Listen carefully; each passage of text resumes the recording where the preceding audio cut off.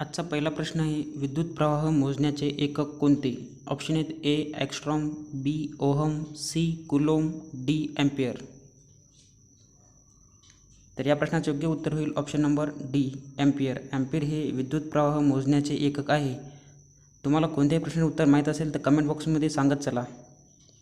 नंतरचा प्रश्न पाहू. प्रश्न क्रमांक 2 आहे, रोजगार हमी योजनेचे जनक कोणास म्हणतात? ऑप्शन आहेत A V. Page, B Yashwantrao Chavan, C doctor Patil, D doctor Rajendra Prasad. तर या प्रश्नाचे योग्य उत्तर होईल ऑप्शन नंबर ए वि. पागे. रोजगार हमी योजनेचे जनक यांना म्हणतात. तर या प्रश्नाचे योग्य उत्तर होईल ऑप्शन नंबर ए. नंतरचा प्रश्न पाहू. प्रश्न क्रमांक 3 आहे, महाराष्ट्रातील पहिली मुलींची शाळा कोणी स्थापन केली? ऑप्शन आहेत ए शाहू महाराज, बी ईश्वरचंद्र, सी महर्षी कर्वे, डी महात्मा फुले. तर महाराष्ट्रातील पहिली मुलींची शाळा कोणी स्थापन केली? तर या प्रश्नाचे योग्य उत्तर होईल option number D Mahatma Phule. Mahatma Phule यांनी महाराष्ट्रातील पहिली मुलींची शाळा स्थापन केली. तर या प्रश्नाचे योग्य उत्तर होईल ऑप्शन नंबर डी.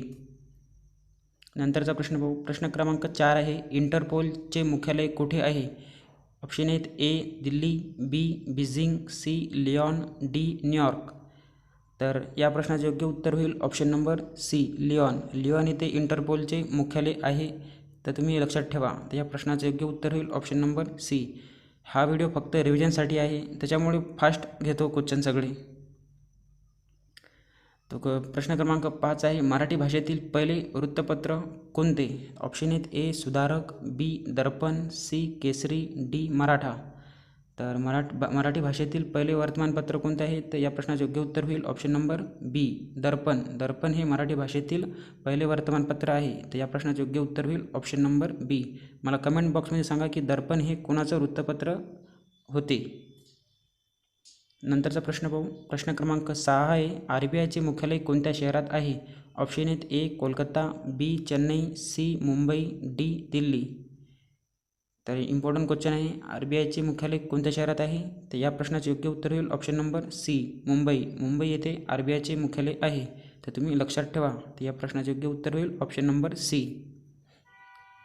नंतरचा प्रश्न पाहू. प्रश्न क्रमांक 7 आहे, स्वतंत्र भारताचे पहिले शिक्षण मंत्री कोण होते? ऑप्शन आहेत A Maulana Abul Kalam Azad, B doctor Sarvepalli Radhakrishnan, C doctor Rajendra Prasad, D CH Bhabha. तर स्वतंत्र भारताचे पहिले शिक्षण मंत्री कोण होते? तर या प्रश्नाचे योग्य उत्तर होईल option number A Maulana Abul Kalam Azad हे भारताचे पहिले शिक्षण मंत्री होते. तर या प्रश्नाचे योग्य उत्तर होईल ऑप्शन नंबर ए. शेवटला तुमचे किती प्रश्न बरोबर आले ते कमेंट बॉक्समध्ये सांगा.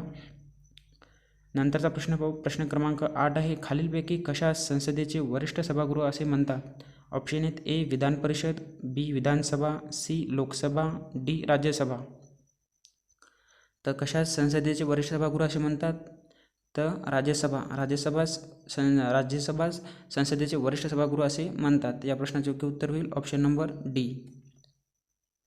प्रश्न क्रमांक 9 आहे, राज्यपाल यांना कोण शपथ देतो? ऑप्शन आहेत ए सरन्यायाधीश, बी राष्ट्रपती, सी उच्च न्यायालयाचे मुख्य न्यायाधीश, डी उपराष्ट्रपती. तर राज्यपाल यांना कोण शपथ देतो? तर या प्रश्नाचे योग्य उत्तर होईल ऑप्शन नंबर सी उच्च न्यायालयाचे मुख्य न्यायाधीश. राष्ट्रपती शपथ देत नाही राज्यपालाला. तर या प्रश्नाचे योग्य उत्तर होईल उच्च न्यायालयाचे मुख्य न्यायाधीश. नंतरचा प्रश्न पाहू. प्रश्न क्रमांक 10 आहे, भारतरत्न पुरस्कार मिळवणारी महाराष्ट्रातील पहिली व्यक्ती कोण?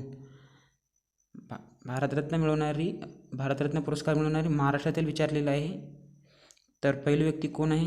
तर या प्रश्नाचे योग्य उत्तर होईल option number A Dhondo Keshav Karve. हे महाराष्ट्रातील पहिले व्यक्ती आहेत की त्यांना भारतरत्न पुरस्कार मिळालेला आहे. तर या प्रश्नाचे योग्य उत्तर होईल ऑप्शन नंबर ए. नंतरचा प्रश्न पाहू. प्रश्न क्रमांक 11 आहे, भारतातील दक्षिण रेल्वेचे मुख्यालय कुठे आहे? ऑप्शन आहेत ए मुंबई, बी बेंगलोर, सी सिकंदराबाद, डी चेन्नई. तर भारतातील दक्षिण रेल्वेचे मुख्यालय कुठे आहे? तर या प्रश्नाचे योग्य उत्तर होईल सिकंदराबाद. सिकंदराबाद येथे भारतातील दक्षिण रेल्वेचे मुख्यालय आहे. प्रश्न क्रमांक 12 आहे, आसामची राजधानी काय आहे? ऑप्शन आहेत ए गुवाहाटी, बी दिसपूर, सी सिलचर, डी शिलाँग. तर आसामची राजधानी काय आहे? तर या प्रश्नाचे योग्य उत्तर होईल ऑप्शन नंबर बी दिसपूर. दिसपूर ही आसामची राजधानी आहे. तुम्ही लक्षात ठेवा.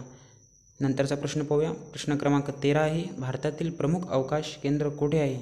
ऑप्शन आहेत ए श्रीहरिकोटा, बी हसन, सी बँगलोर, डी कोचीन.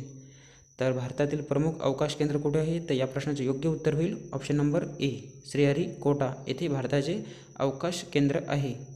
त्या प्रश्नाचे योग्य उत्तर होईल ऑप्शन नंबर ए. तुमचे किती प्रश्न बरोबर आले आहेत? नंतरचा प्रश्न आहे प्रश्न क्रमांक 14. भारतातील सर्वात लांब नदी कोणती? ऑप्शन आहेत ए गोदावरी, बी गंगा, सी कावेरी, डी कृष्णा.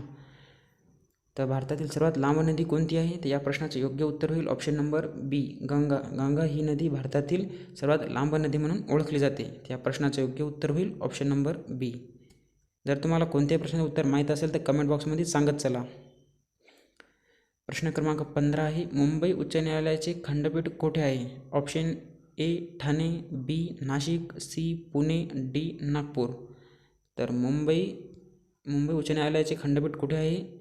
तर ठाणेला पण नाही, नाशिकला पण नाही आणि पुण्याला पण नाही. तर फक्त नागपूर आणि छत्रपती संभाजीनगर आणि पणजी या 3 ठिकाणी मुंबई उच्च न्यायालयाचे खंडपीठ आहे. त्या प्रश्नाचे योग्य उत्तर होईल नागपूर. नंतरचा प्रश्न पाहू. प्रश्न क्रमांक 16. 1857च्या उठावाच्या वेळी कानपूरचे नेतृत्व कोणी केले?